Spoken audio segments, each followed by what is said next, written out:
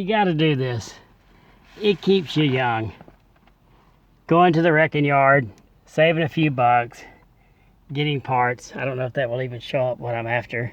I'm after the rear struts off of this Ford Taurus 2008. They lift up the 2007 Ford 500 that I'm fixing to give to my daughter. These things ride a little higher. All the replacement parts that I could get for my car brand new would be the same ones, and it'd be riding on the ground again. So I'm out here in a wrecking yard pulling them off a 2008 Taurus. They ride a little bit higher and it's a little bit heavier car, but it's the same part. You know, when we were in high school, we would have some old car that we would be fixing up. Money wasn't that good. We had to go to the wrecking yard to save a few bucks and get some parts. And it was always great to climb through the cars and get a good deal on something. And you know, then we get older, we get better jobs, better cars. We don't think to do this type of stuff, or some people don't, but I do. And every time I do, I'm so glad I did. I've said before in some of my videos of wrecking yards, rich people don't get to have these joys in life.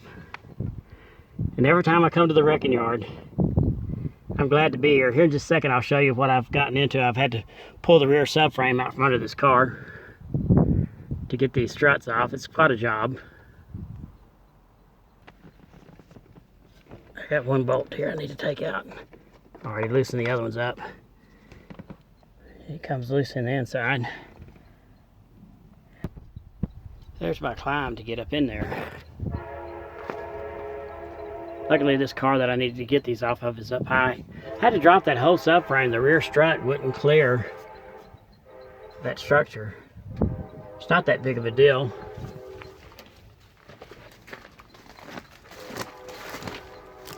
If you got a Ford 500 and it rides too low to the ground, get these parts off of a 2008 Ford Taurus. It's the same car. I got the front struts off of this one on the bottom because of all the frame was already missing.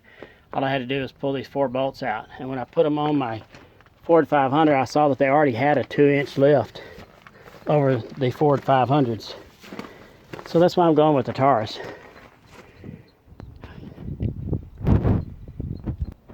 But then again, it is kind of scary. When I take this last bolt out and it drops that heavy subframe, I'm afraid this whole car may come crashing down on the car in front of me. A little bit of suspense, we'll see. Now that, my friends, was a bit of a scary detail. I got it to drop all the way down, and yet it still held onto the car a little bit. I got to pry that out. The strut. Kind of staying away from this thing. Shoot, that might be the only thing holding it in.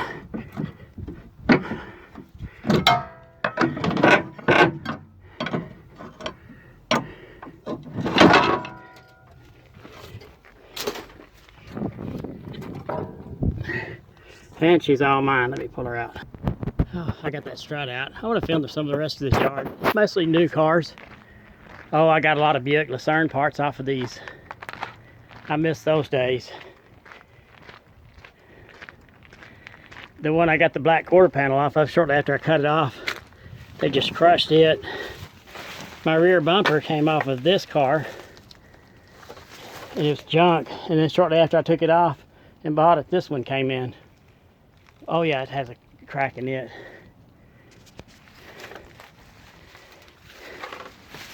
I got to get me another totaled out Lucerne and put it together. I love those cars. I sure miss them. Man, a trip to the wrecking yard has always been fun though. Just kind of like a secret of my youth that still works today. I'm 53 years of age, having just as much fun with this as ever. Even though these are new cars, these are not the old Impalas and stuff, 55 Chevys that I used to love to go get parts off of. A bargain is a bargain, and climbing on cars, wrenching these parts off, keeps you young.